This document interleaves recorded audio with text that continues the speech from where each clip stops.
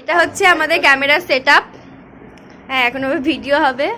Director এটা কে হবে কিছু, এই যে বসে আছেন নায়ক, এইটাও আমার একটা নায়ক, এইটাও আমার একটা নায়ক। আর এটা হচ্ছে স্যার আমাদের, উনি আসলেন, এত লোক আসার কথাই ছিল না। আর আমাকে দেখাবো, এটা আমি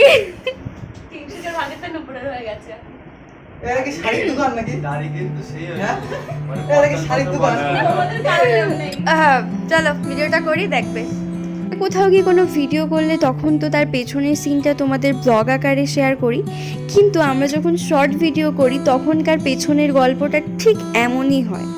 আমরা এত মানুষ মিলে ভিডিও করি, মানে ভিডিওটা আমি একা করি কিন্তু এত মানুষ থাকে কিন্তু। হ্যাঁ, কিন্তু এমন একটা ব্যাপার হয়েছে এখন যে ওরা যদি সবাই না থাকে আমার ভিডিও করতে ইচ্ছাই করে না। আর ওদের যদি বলি যে আয়, এমন না যে ওরা আসে না, ওরা সবাই কিন্তু চলে আসে।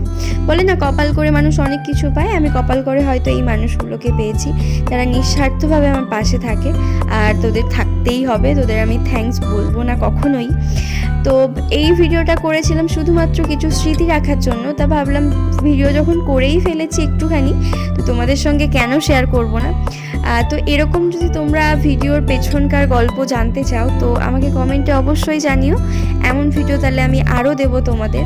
আর এই ভিডিওটা তোমাদের কেমন লাগলো অবশ্যই জানিও।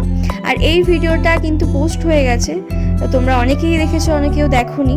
যারা এখনও দেখোনি তারা গিয়ে প্লিজ চেক করে এসো, দেখে এসো এবং কেমন হয়েছে জানিও, এটাও আর ওটাও। তো চলো টাটা।